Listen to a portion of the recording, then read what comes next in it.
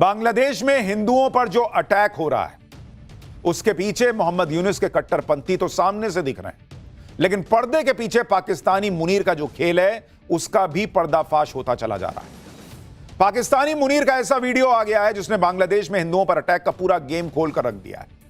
इस वीडियो के सामने आने के बाद पीएम मोदी ना मुनीर को छोड़ने वाले हैं ना यूनुस को छोड़ने वाले हैं। ये बातें बार बार सोशल मीडिया पर उठ रही हैं। कैसे इन दोनों का पक्का इलाज होना है, आज इसके बारे में बात होगी, क्योंकि बांग्लादेश के हिंदुओं की इस वक्त जो हालत है वो खून खौला देने वाली है। आप देखिए कि दुनिया में भारत और नेपाल के बाद अगर सबसे ज्यादा कहीं हिंदू रहते हैं तो वो बांग्लादेश में रहते हैं, और इसी बांग्लादेश में हिंदुओं के साथ जो हो रहा है उसे दुनिया देख रही है। ऐसा नहीं कि रैंडम मार दिया, धर्म देख के मारा है भाई। बांग्लादेश में हिंदुओं के घरों पर अटैक हो रहे हैं, हिंदुओं को पीट पीट कर मारा जा रहा है। एक हिंदू युवक दीपू दास की तो इस तरह से खौफनाक हत्या की गई कि कट्टरपंथियों की भीड़ ने पीट कर उसे मारा, उसकी लाश को पेड़ से बांधकर आग लगा दी। आज आपको बताऊंगा कि बांग्लादेश में हिंदू दीपू दास की हत्या को लेकर ऐसा कौन सा खुलासा हुआ है कि अब मोहम्मद यूनुस को पीएम मोदी के गुस्से से कौन बचाएगा, यह सवाल उठ रहा है। आपको यह भी बताऊंगा कि जलते बांग्लादेश में एंटी इंडिया जहर उगलने वाले कट्टरपंथी उस्मान हादी के बाद और किस नेता को गोली मार दी गई जिससे बांग्लादेश में यह जो आग लगी है ये और बढ़ जाएगी। आपको यह भी बताऊंगा कि बांग्लादेश की हिंसा के बीच मुनीर का कौन सा वीडियो सामने आया है जिससे बांग्लादेश के पीछे मुनीर का हाथ होने के सबूत मिल रहा है। बांग्लादेश में उस्मान हादी के हत्यारों की क्या नई जानकारी मिली है, बांग्लादेश में हिंदुओं पर अटैक के कौन से नए वीडियो आ गए हैं, कैसे बांग्लादेश के वो दो नए झूठ पकड़े गए हैं जिससे बांग्लादेश में मुनीर के प्लान पर पानी फिर सकता है, आज आपको सब बताऊंगा। क्योंकि इस वक्त बांग्लादेश में जो हालात हैं उससे यही लग रहा है कि जैसे पाकिस्तान के फील्ड मार्शल मुनीर ने बांग्लादेश में अपना प्लान एक्टिवेट कर रखा है। जिस तरह से बांग्लादेश में धर्म के नाम पर हिंदुओं पर हमले तेज हो गए हैं, जिस तरह से वहां के कट्टरपंथी नेताओं को अज्ञात हमलावर मौत के घाट उतारकर उसके पीछे भारत के होने का झूठ फैला रहे हैं, उससे यह साफ हो गया है कि मुनीर अब बांग्लादेश को दूसरा पाकिस्तान बनाने में लगा है। क्योंकि आप देखिए कि आमने सामने के युद्ध में तो पीएम मोदी ने पाकिस्तान को धूल चटा दी।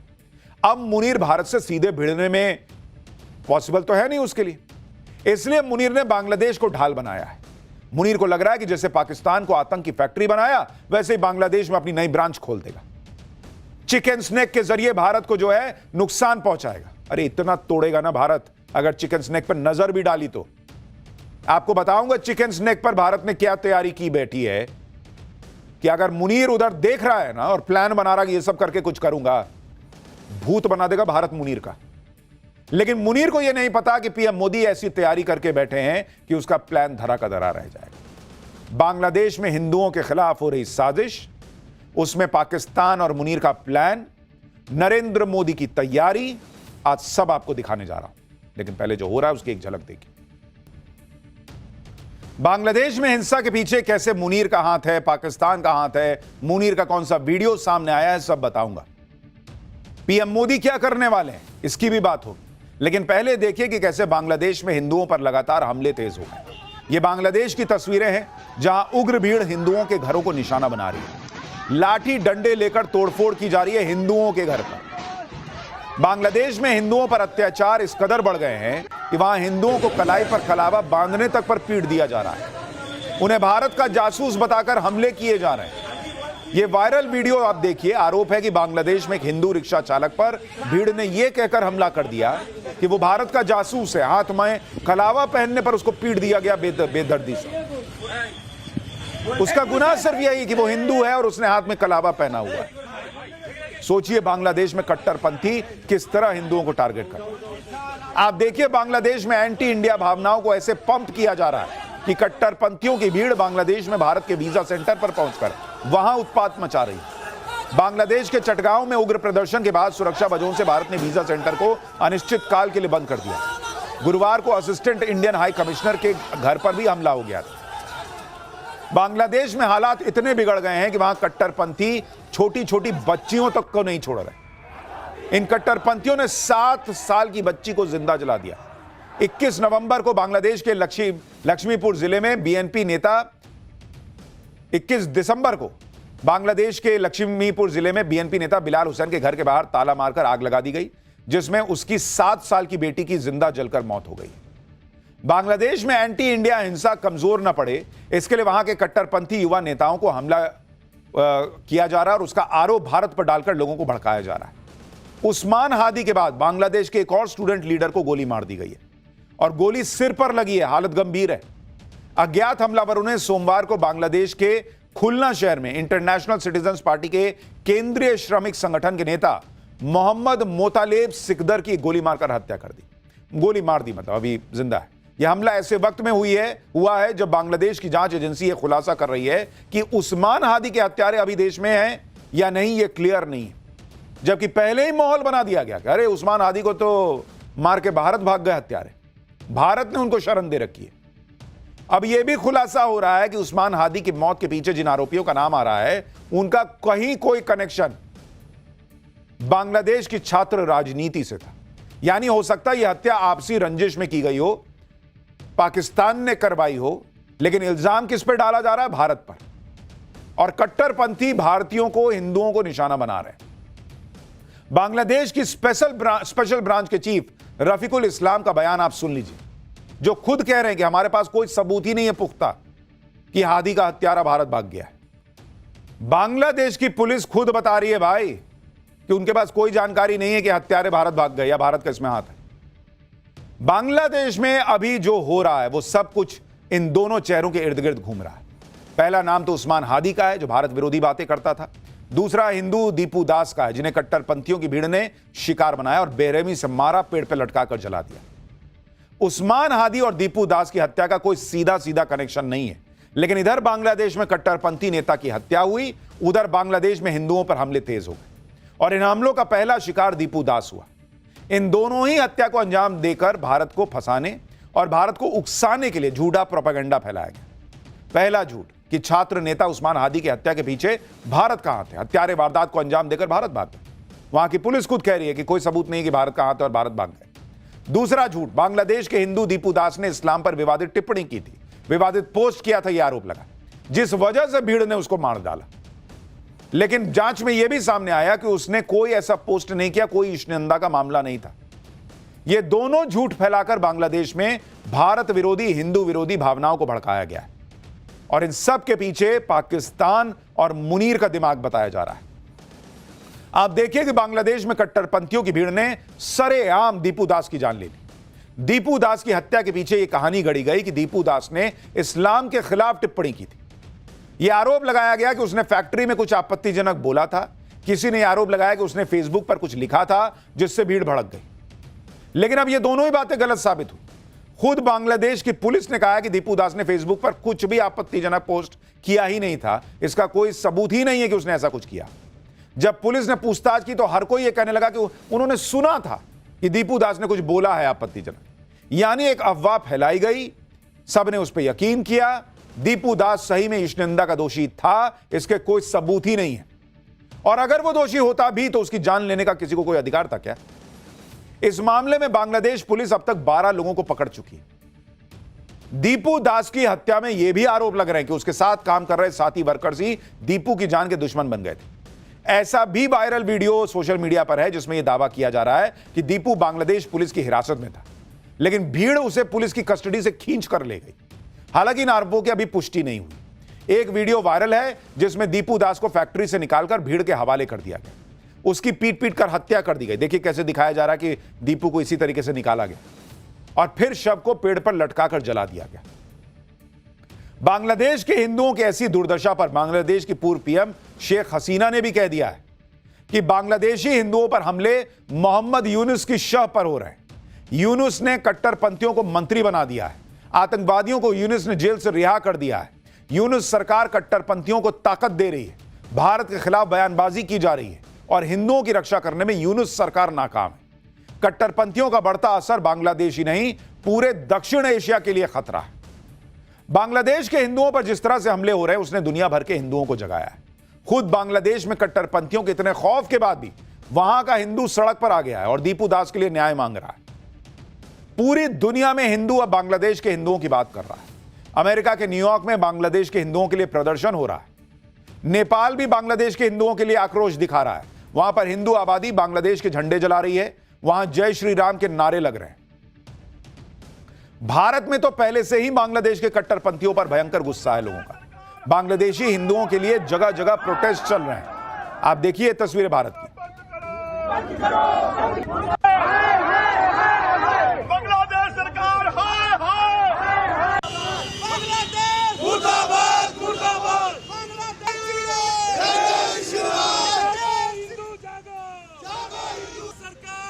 बंगाल में बीजेपी के नेता शुभेंदु अधिकारी ने हिंदू साधु संतों के साथ बांग्लादेश हाई कमीशन के ऑफिस तक मार्च किया और बांग्लादेश के हिंदुओं के लिए आवाज उठाई। इसी बीच संघ प्रमुख मोहन भागवत भी बंगाल में थे। उन्होंने बांग्लादेशी हिंदुओं के लिए क्या कहा है, एक बार सुनिए आप। हिंदुओं की दुर्दशा कब समाप्त होगी? वहां माइनॉरिटी है एकदम, वहां जरा कठिन है, फिर भी जो मैक्सिमम बचाव हो सकता है उसके लिए वहां के हिंदू को इकट्ठा रहना पड़ेगा और दुनिया भर के हिंदुओं को अपनी मर्यादा में रहकर उनकी कितनी मदद कर सकते हैं, जो और जितनी कर सकते हैं उतनी सब करनी पड़ेगी, हमको भी करनी पड़ेगी और हम तो वो कर रहे हैं। बाकी हिंदुओं का एक ही देश है, भारत देश, तो भारत की सरकार को इसका संज्ञान लेना पड़ेगा, कुछ करना पड़ेगा।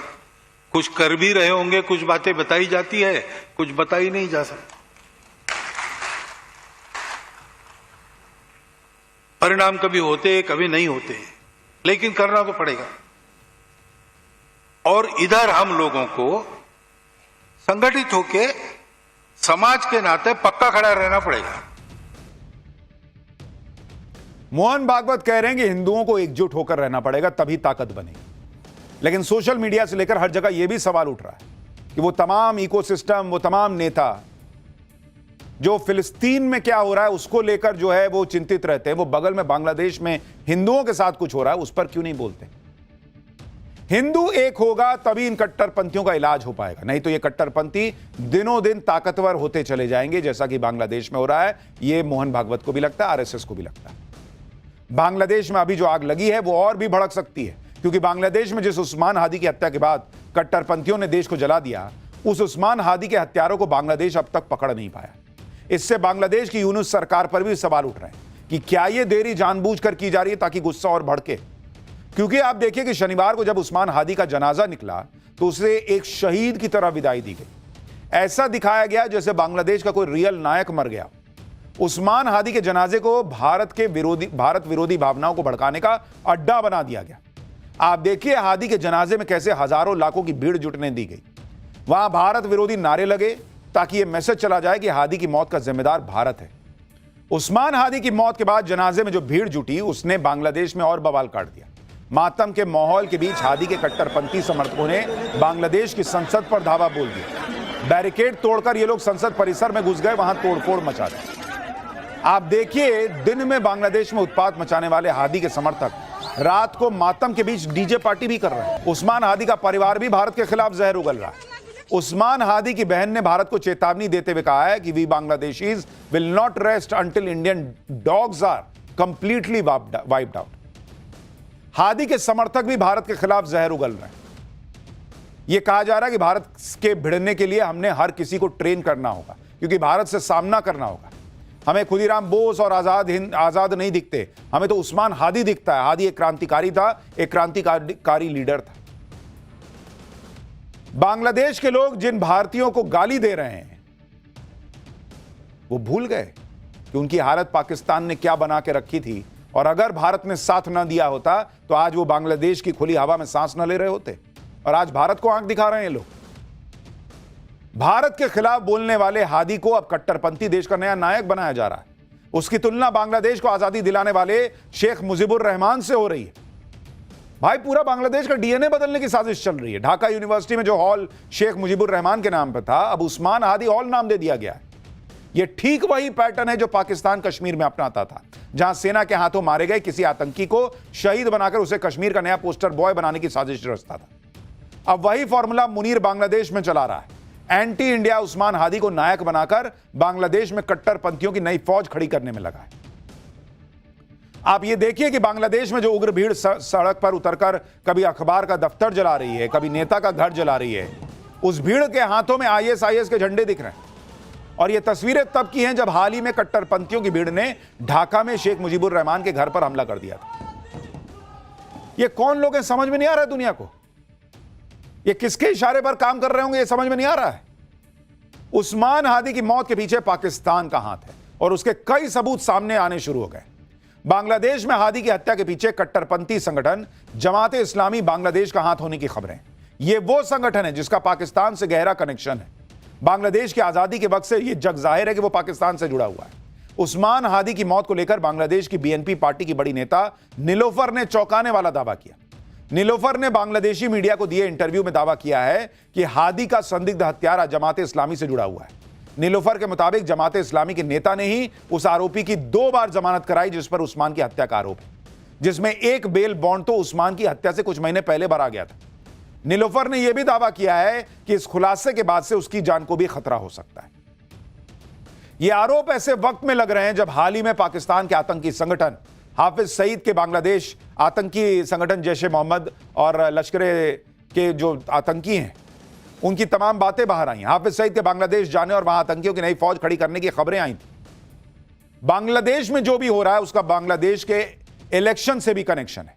शेख हसीना की सरकार हटने के बाद बांग्लादेश में इलेक्शन होना था और यह 12 फरवरी को होना था। यानी अगले 5 साल बांग्लादेश में भारत फ्रेंडली सरकार रहेगी या भारत विरोधी सरकार रहेगी, यह तय होना है। इस वजह से पाकिस्तान यह मौका छोड़ना नहीं चाहता। मुनीर पूरा जोर लगा रहा है कि अगले 5 साल बांग्लादेश में भारत विरोधी सरकार हो और इसलिए इलेक्शन से ठीक पहले उस छात्र नेता को मरवा दिया जो एंटी इंडिया स्टैंड रखता है, जो शेख हसीना का विरोधी है। वो शेख हसीना जिसने भारत में शरण ले रखी है। इससे बांग्लादेश इलेक्शन में भारत विरोधी नैरेटिव बनेगा। उन नेताओं और कट्टरपंथी पार्टियों को फायदा होगा जो एंटी इंडिया है। यानी बांग्लादेश के चुनाव से पहले पूरी प्लानिंग की गई। जिस तरह से बांग्लादेश में कट्टरपंथी हावी हुए हैं वो एक दिन में नहीं हुआ। इसके पीछे पाकिस्तान की लंबी चौड़ी साजिश है और इससे जुड़ा मुनीर का एक नया वीडियो सामने आया जिसमें वो जिहाद का नाम ले रहा है, अफगानिस्तान का नाम ले रहा है। यानी मुनीर खुद खड़ा होकर बता रहा है कि जितनी जिहाद की बातें चल रही हैं वो स्टेट की तरफ से आ रही और कोई ऐसा आदेश नहीं दे सकता। बांग्लादेश में कट्टरपंथियों की फौज तैयार करके मोहम्मद यूनुस और पाकिस्तानी मुनीर की नजर भारत के चिकन स्नैक पर है। चिकन स्नैक के बारे में हम आपको पाठशाला में पहले बता चुके हैं कि चिकन स्नैक को सिलीगुड़ी कॉरिडोर भी कहा जाता है और यह कॉरिडोर सिर्फ 22 किलोमीटर ही चौड़ा है। इस कॉरिडोर में बिहार का कुछ हिस्सा आता है, पश्चिम बंगाल का कुछ हिस्सा आता है। यह कॉरिडोर भारत के 8 उत्तर पूर्वी राज्यों को देश के बाकी हिस्सों से जोड़ने वाला एकमात्र रास्ता है। इसलिए रास्ता भारत की संप्रभुता और सामरिक दृष्टि से बहुत इंपॉर्टेंट है। अगर इस कॉरिडोर पर अटैक हो जाए तो भारत के बाकी हिस्सों का नॉर्थ ईस्ट का जो कनेक्शन है वो कटने का खतरा सीधे सीधे रहता है। भारत के चिकन स्नैक के एक साइड में नेपाल है, दूसरे साइड में बांग्लादेश है और एक साइड में भूटान है। इसके वेस्ट में नेपाल है, नॉर्थ में भूटान है और साउथ में बांग्लादेश है। सिलीगुड़ी कॉरिडोर के आसपास करीब 80 छोटे टाउन और गांव हैं। इसका कुछ हिस्सा बिहार के किशनगंज में भी आता है और कुछ हिस्सा पश्चिम बंगाल के दार्जिलिंग, उत्तरी दिनाजपुर, जलपाईगुड़ी, अलीपुर द्वार और कूच बिहार में आता है। मुनीर और यूनुस चाहे कितने ही सपने देख लें, कितना ही प्लान बना लें, पीएम मोदी ने चिकन स्नैक को अभेद्य किला बना के रखा हुआ है। अगर मुनीर और यूनुस चिकन स्नैक की तरफ देखेंगे भी ना तो भारत इतना तोड़ेगा इनको कि आप सोच नहीं सकते। और मैं आपको यह बड़ी गारंटी से कह रहा हूं क्योंकि इसी चिकन स्नैक के आसपास भारत की जो गजब की तैयारी हो रखी है, आप उसके बारे में सुनिए। पूर्वी सीमा पर भारत ने बांग्लादेश को ध्यान में रखते हुए 3 नए सैन्य ठिकाने बना दिए, बामुनी, किशनगंज और चोपड़ा। यह चिकन स्नैक की सुरक्षा के लिए। इसके अलावा भारतीय सेना मिजोरम में 4थे सेना बेस की समीक्षा कर रही है जो बांग्लादेश सीमा के पास है और मौजूदा सैन्य ठिकानों की मदद करेगा। भारत का त्रिशक्ति कोर जिसका मुख्यालय सिलीगुड़ी के पास सुकना में है, वो सिलीगुड़ी कॉरिडोर की सुरक्षा देखता है। यहां पर T-90 टैंक के साथ युद्ध का अभ्यास होता रहता है जो ऊंचाई और नदी वाले इलाकों में गजब की तैयारी कर चुके हैं। इसके अलावा इंडियन एयरफोर्स का हाशिमारा बेस चिकन नेक के बेहद करीब है और बांग्लादेश बॉर्डर से सिर्फ 80 किलोमीटर दूर है। यहीं पर राफेल खड़ा है, S-400 और ब्रह्मोस तैनात है। एयरफोर्स के बाकी लड़ाकू विमान यहां पर है। मैंने कहा ना, चिकन स्नैक की तरफ ये देखेंगे तो भारत तोड़ के रख देगा इनको। भारत ने इस पूरे इलाके में आधुनिक एयर डिफेंस सिस्टम लगा रखे हैं जिनमें S-400 से लेकर स्वदेशी आकाश तक शामिल है। ऑपरेशन सिंदूर के बाद भारत ने ड्रोन युद्ध की क्षमता भी बढ़ा दी है। ड्रोन की ऐसी टुकड़ियां बनाई गई हैं जो एफपीवी और कामिकाजे ड्रोन से लैस हैं। आप देखिए, मुनीर और बांग्लादेश को सबक सिखाने के लिए पीएम मोदी ने ऐसा इंतजाम किया है जिससे पाकिस्तान को 1971 वाली मार याद आएगी। पीएम मोदी ने उस बटालियन को चिकन नेक के पास तैनात कर दिया है जिसने 1971 में पाकिस्तान से युद्ध लड़ा था। त्रिपुरा के सीएम ने बताया कि 1971 के भारत पाकिस्तान युद्ध में लड़ने वाली सेना की एक बटालियन को पड़ोसी बांग्लादेश में बढ़ती अशांति के मद्देनजर राज्य में तैनात किया गया है।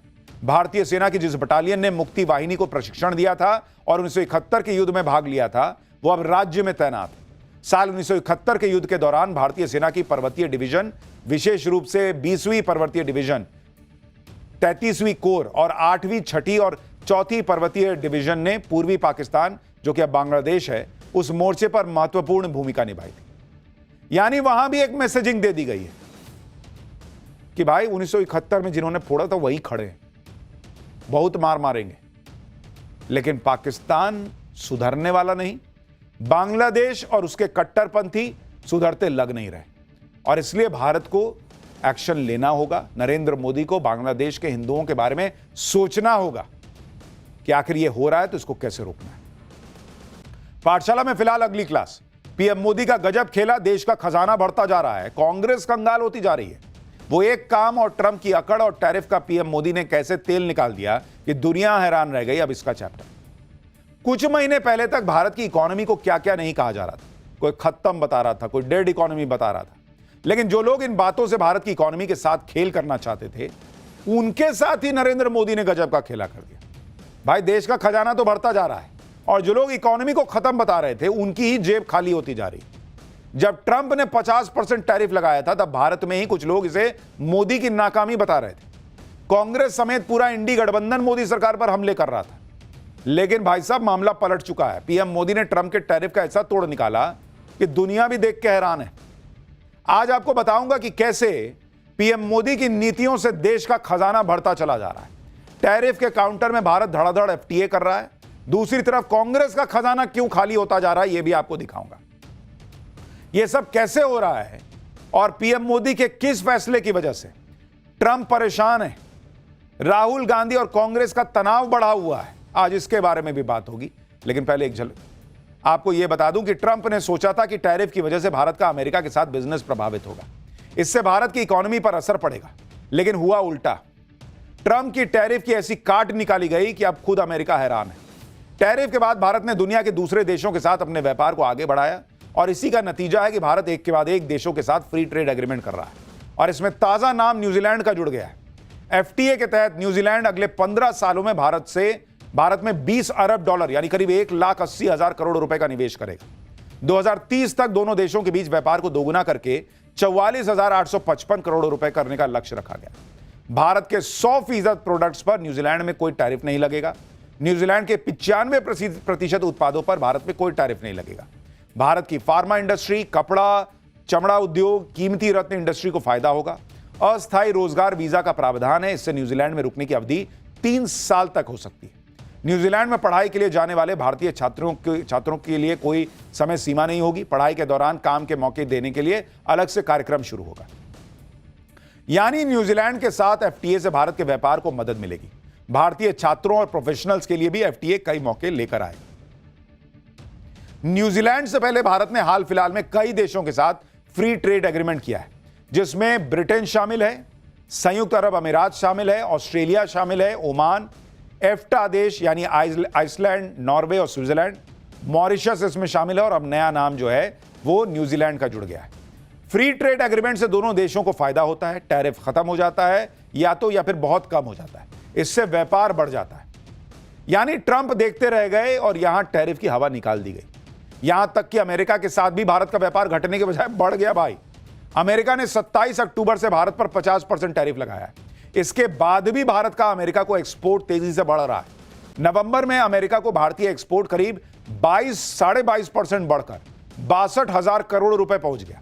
अप्रैल से नवंबर के बीच अमेरिका को भारतीय एक्सपोर्ट 11.38% बढ़ा और 5,30,000 करोड़ रुपए तक पहुंच गया। इतना ही नहीं, अमेरिका भी भारत को खूब एक्सपोर्ट कर रहा है। अप्रैल से नवंबर के बीच भारत को अमेरिकी एक्सपोर्ट 13.5% के करीब बढ़कर 3,17,000 करोड़ रुपए पहुंच गया।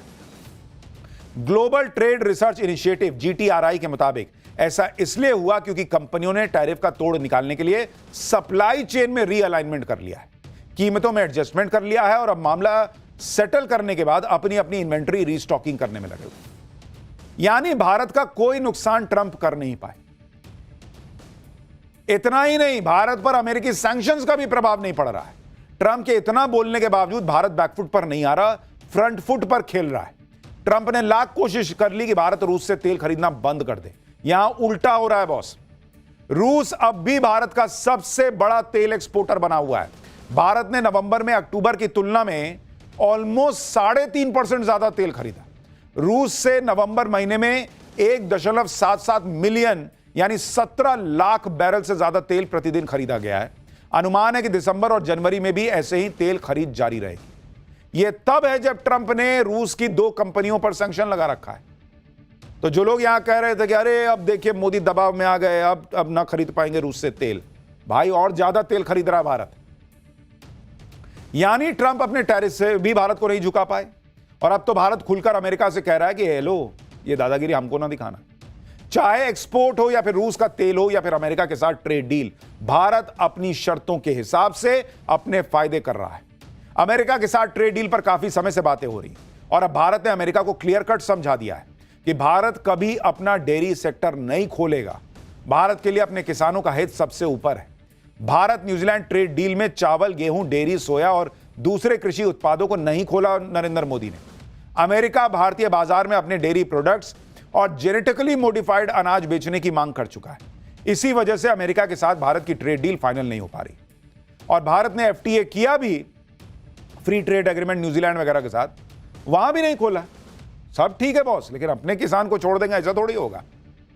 ट्रंप ऐसे ही पीएम मोदी को टफ नेगोशिएटर नहीं कहते हैं। अमेरिका को भी समझ में आ रहा है ना भाई कि भारत के साथ डील करनी होगी तो भारत की शर्तों पे मानना होगा, जैसे बाकी देश मान रहे हैं दुनिया में। पीएम मोदी जिस तरह से इकोनॉमी को रीशेप कर रहे हैं उसका असर दिख रहा है बॉस। आप भारत के ऑटोमोबाइल सेक्टर को देखिए जो रिकॉर्ड तोड़ रहा है। 2025 में made in India passenger car का एक्सपोर्ट ऑल टाइम होने वाला है। 2025 में भारत करीब 10 लाख पैसेंजर कार एक्सपोर्ट करने वाला है। Society of Indian automobile manufacturers SIAM के मुताबिक 2025 के पहले 11 महीने में भारत 7,90,667 कार एक्सपोर्ट कर चुका है जो भारत में बनी थी। यह पिछले साल के कुल 7,43,326 कारों के एक्सपोर्ट को पार कर चुका है। दिसंबर में कार सेल्स के लिए सबसे मजबूत दिसंबर को माना जाता है। एक्सपर्ट्स का अनुमान है कि भारतीय पैसेंजर कार एक्सपोर्ट आसानी से 10 लाख का माइलस्टोन पार कर जाएगा। यानी दुनिया में भारत में बने कार जो हैं वो एक्सपोर्ट किए जा रहे हैं। इकोनॉमी मजबूत होगी तो देश को फायदा होगा, देश में पैसा आएगा, खजाना भरेगा। पीएम मोदी की पॉलिसी से यह सब देश में हो रहा है। लेकिन दूसरी तरफ जो लोग भारत को डेड इकोनॉमी बता रहे थे, उनके खुद का अकाउंट कैसे डेड पड़ रहा हुआ है आपको वो दिखाता हूं। कांग्रेस का हाल देखिए। वो कांग्रेस जिसने देश पर सबसे लंबे समय तक राज किया, आज कांग्रेस की आर्थिक स्थिति कैसे खस्ता हाल हो रही है, आपको राजनीतिक दलों की फंडिंग और चंदे के बारे में जानने से पता चलेगा। इससे न सिर्फ पार्टियों की आर्थिक सेहत का पता चलता है, बल्कि उन पार्टियों पर कितना भरोसा है यह भी पता चलता है। आप देखिए कि जो पार्टियों को चंदा मिला है, अगर आप उसको देखने बैठिएगा, कांग्रेस को कोई चंदा देने को तैयार नहीं है बॉस। पब्लिक वोट नहीं दे रही, लोग पैसा चंदा नहीं दे रहे। जो पार्टियों को चंदा मिला है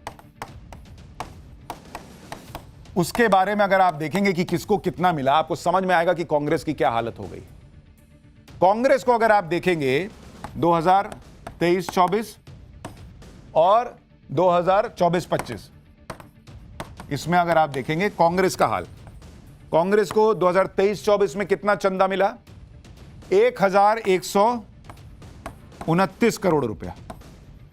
1,129 करोड़ रुपया।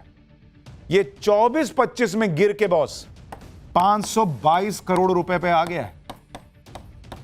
-50% बॉस, आधा से भी कम चंदा मिल रहा है। यह हालत हो गई भाई कांग्रेस की। कोई चंदा देने को तैयार नहीं है, पब्लिक वोट नहीं दे रही, कोई चंदा नहीं दे रहा कांग्रेस को। उधर आप बीजेपी को देखिए। बीजेपी को 2023-24 में 3,967 करोड़ रुपए का चंदा मिला। 3,967 करोड़। जो कि 2024-25 में बढ़कर 6088 करोड़ रुपया हो गया है बॉस। यहां प्लस 53% है। देख रहे हैं, कोई कांग्रेस में निवेश नहीं करना चाह रहा। बीजेपी को जो डोनेशन मिला है वो करीब दर्जन भर विपक्षी पार्टियों से 4.5 गुना ज्यादा है, और कांग्रेस को मिले चंदे से करीब 11 गुना ज्यादा। राजनीतिक पार्टियों को यह डोनेशन इलेक्टोरल बॉन्ड खत्म होने के बाद मिले हैं। विपक्ष आरोप लगा रहा था कि इलेक्टोरल बॉन्ड्स की मदद से बीजेपी ज्यादा चंदा ले रही है, लेकिन इलेक्टोरल बॉन्ड खत्म होने के बाद भी बीजेपी को सबसे ज्यादा चंदा मिला है। दूसरी तरफ कांग्रेस का डोनेशन घट के आधा रह गया है। कांग्रेस को सोचना होगा कि उसकी पॉलिटिक्स कहां जा रही है और नरेंद्र मोदी देश को, पार्टी को कहां ले जा रहे हैं। भाई ये लोग बोलते थे ईवीएम की वजह से मोदी जीतते हैं, बीजेपी जीतती है, बैलेट पेपर से चुनाव होगा तो जीत जाएंगे। अभी महाराष्ट्र में निकाय चुनाव हुए, बैलेट पेपर से हुए, वहां भी हार गए बुरी तरह से। भाई सोचो क्या कर रहे हो कि पब्लिक नकार रही है। इसको गाली उसको गाली देने से कुछ नहीं होगा। खैर, पाठशाला में अब अगला चैप्टर, मोदी की एंट्री, बंगाल वाले ओवैसी की बाबरी और आरएसएस का वो ऐलान, ममता का बंगाल हारना तय हो गया है क्या? बीजेपी का बंगाल को बांग्लादेश नहीं बनने देंगे वर्सेस टीएमसी का कोई बांग्लादेश नहीं जाएगा। कैसे घमासान मचेगा, अब इसका चैप्टर। जिस वक्त बांग्लादेश के हिंदुओं पर हो रहे अत्याचारों की चर्चा हो रही है, उसी वक्त पश्चिम बंगाल में भी जोर शोर से यह बात हो रही है कि बंगाल को बांग्लादेश नहीं बनने दिया जाएगा। पश्चिम बंगाल में मार्च अप्रैल में विधानसभा चुनाव है और बांग्लादेश के मामले ने बंगाल के चुनावी माहौल को जबरदस्त तरीके से गरमा दिया है। बिहार में एनडीए की प्रचंड जीत के बाद ही प्रधानमंत्री मोदी क्लियर कर चुके हैं कि भैया अगला फोकस तो मेरा बंगाल है। और अब बंगाल की पिच पर प्रधानमंत्री मोदी की एंट्री होते ही खलबली मची हुई है। एक तरफ पीएम मोदी की घुसपैठियों के खिलाफ हुंकार है कि कोई घुसपैठियां यहां छोड़ेंगे नहीं। दूसरी तरफ बंगाल में चुनाव से पहले घुसपैठियों के सफाई के लिए हो रहे एसआईआर ने बंगाल चुनाव के 2 एजेंडे तय कर दिए।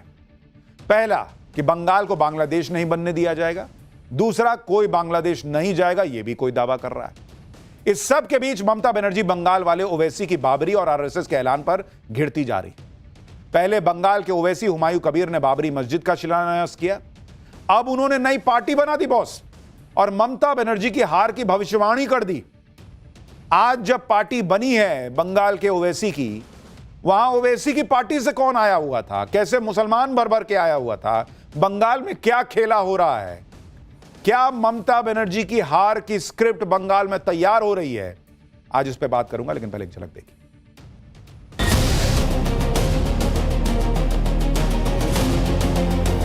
कुछ लोगों ने बोर्ड लगाया है, गो बैक मोदी। अच्छा होता बंगाल की हर गली में, हर खंबे पर यह लिखा जाता कि गो बैक घुसपैठिए।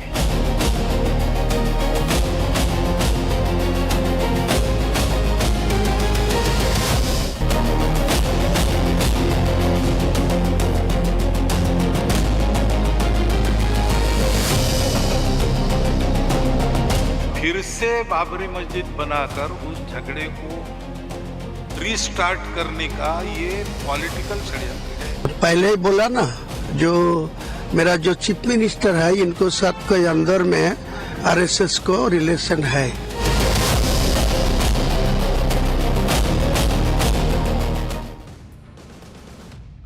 देखिए, बंगाल में सबसे बड़ा चुनावी मुकाबला होना है और यह सीधा मुकाबला है प्रधानमंत्री नरेंद्र मोदी और पश्चिम बंगाल के मुख्यमंत्री ममता बनर्जी के बीच।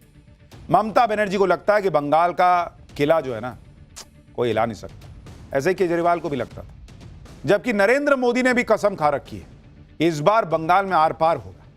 नरेंद्र मोदी की बंगाल चुनाव में एंट्री भी हो चुकी है। इससे ममता बनर्जी की टीम में कैसे खलबली मची है, ममता बनर्जी ने आज क्या कहा वो बताऊंगा। लेकिन पहले यह देखिए कि बंगाल में सबसे बड़ी लड़ाई नरेंद्र मोदी और ममता बनर्जी को उस नैरेटिव की है जिस नैरेटिव के फोकस में बांग्लादेशी घुसपैठिया है। पीएम मोदी ने टीएमसी पर घुसपैठियों को बचाने के लिए पूरा जोर लगाने का आरोप लगाया और कहा कि घुसपैठियों पर सवाल उठाने के लिए उन्हें गालियां दी जा रही। पीएम मोदी बंगाल में रैली करने गए थे, लेकिन वो रैली कर नहीं पाए थे और उधर टीएमसी के लोग पीएम मोदी के लिए गो बैक के नारे लगा रहे थे। पीएम मोदी ने कहा कि अच्छा होता कि अगर बंगाल की हर गली में, हर खंबे पर गो बैक घुसपैठिए के पोस्टर लगाते।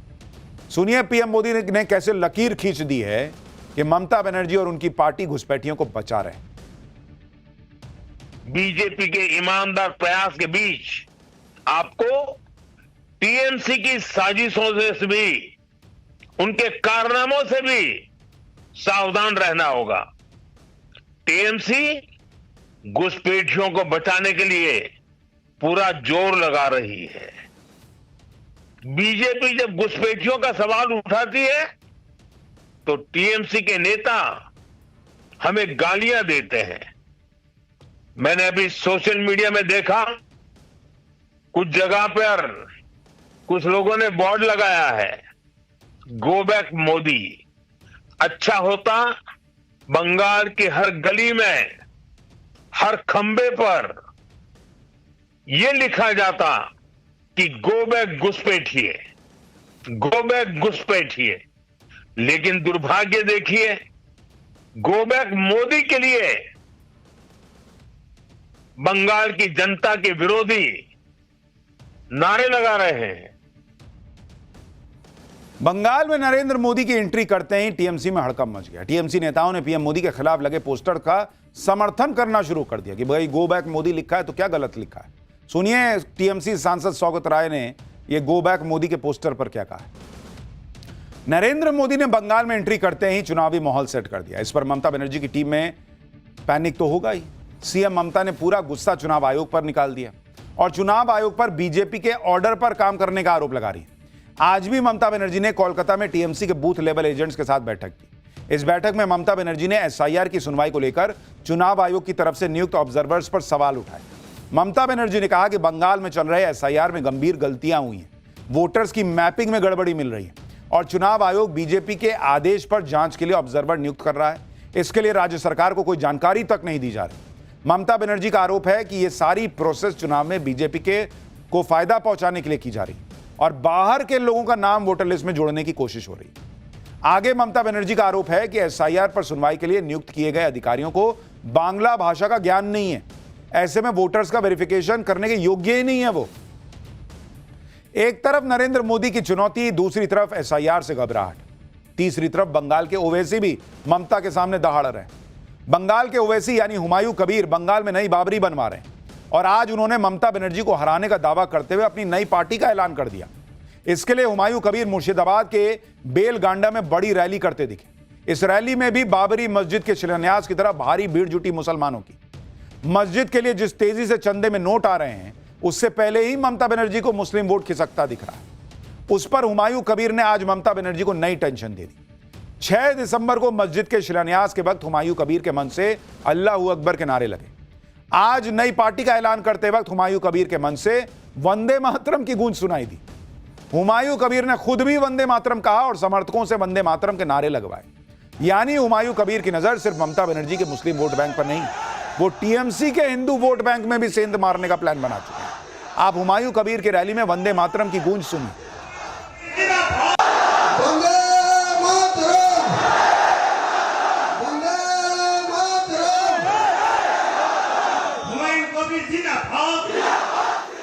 नई पार्टी बनाने का ऐलान करने के साथ ही बंगाल के ओवैसी कहे जा रहे हुमायूं कबीर ने दावा किया है कि वो विधानसभा चुनाव में टीएमसी की सत्ता में वापसी का रास्ता ही बंद कर देंगे। हुमायूं कबीर ने अपनी पार्टी का नाम जनता उन्नयन पार्टी रखा है। पार्टी का नाम तय करने के साथ ही हुमायूं कबीर ने चुनाव आयोग के पास 3 सिंबल का विकल्प भेजा है, जिसमें एक टेबल, एक नारियल का पेड़ और एक कांटा लगा गुलाब फूल का विकल्प है।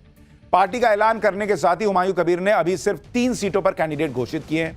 अब यह भी देखिए कि इस लिस्ट में अभी मुस्लिम नेता के तौर पर सिर्फ हुमायूं कबीर का नाम है, जो खुद बेलडांगा और रेजीनगर सीट से चुनाव लड़ेंगे, जबकि लिस्ट में 2 हिंदू नामों को जगह दी गई है।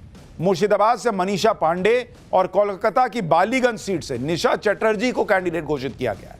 इस प्लानिंग के दम पर हुमायूं कबीर दावा कर रहे हैं कि आने वाले चुनाव में टीएमसी 100 का आंकड़ा भी नहीं पार कर पाएगी और मुर्शिदाबाद की 22 विधानसभा सीटों में से ममता बनर्जी की पार्टी को एक भी सीट नहीं मिलेगी। पार्टी का ऐलान करने के बाद हुमायूं कबीर ने सीएम ममता बनर्जी को खुली बहस की चुनौती दी। कहा कि बहस की जगह ममता बनर्जी तय कर लें। सुनिए हुमायूं कबीर, बंगाल के नए ओवैसी, कैसे ममता बनर्जी को चैलेंज दे रहे हैं। ममता बनर्जी अगले दिन सत्ता में नहीं आएगी, जोर से बोल रहा हूँ, जो 100 को पार नहीं कर पाएगी। हाँ, मैं बोल रहा हूँ, अब देख लेंगे। बंगाल वाले ओवैसी की बाबरी को लेकर मचे गजब घमासान के बीच बंगाल दौरे पर पहुंचे आरएसएस प्रमुख मोहन भागवत के बयान से भी हलचल मच गई। मोहन भागवत ने फिर से बाबरी मस्जिद बनाने की कोशिश को पुराना झगड़ा रीस्टार्ट करने का राजनीतिक षड्यंत्र बता दिया, जिससे भड़के हुमायूं कबीर ने आरएसएस और मोहन भागवत का कनेक्शन सीएम ममता बनर्जी से जोड़ दिया और ममता सरकार पर आरएसएस को बढ़ावा देने का आरोप लगाया। सुनिए एक बार। ये एक झगड़ा चल रहा था, अंत में कोर्ट के हवाले कर दिया कि भाई आप निर्णय करो। कोर्ट ने बड़ा लंबा समय लगाकर बहुत ही विचार किया होगा ना, इतना लंबा समय लगाया तो, और एक निर्णय दिया तो वहां राम मंदिर बन गया। तो ये मंदिर मस्जिद वाला झगड़ा वहां समाप्त हो गया, बाबरी मस्जिद। अब फिर से बाबरी मस्जिद बनाकर उस झगड़े को रीस्टार्ट करने का ये पॉलिटिकल षड्यंत्र है, मतों के लिए हो रहा है। मोहन भागवत कह रहे हैं कि ये सब वोट के लिए हो रहा है, लेकिन इस वोट के लिए जो भी हो रहा है उसकी चोट किसको लगेगी? भाई सबको लगता है ममता बनर्जी को लगेगी, क्योंकि वहां मुसलमान का वोट एक तरफा जाता था। अब अगर हुमायूं कबीर ने वो वोट तोड़ दिया तो खेला हो बे। खैर, बंगाल में तो चुनावी पारा चढ़ा हुआ है, वहां चुनावी गर्मी बढ़ी हुई, लेकिन देश में बॉस आ गई है ठंड।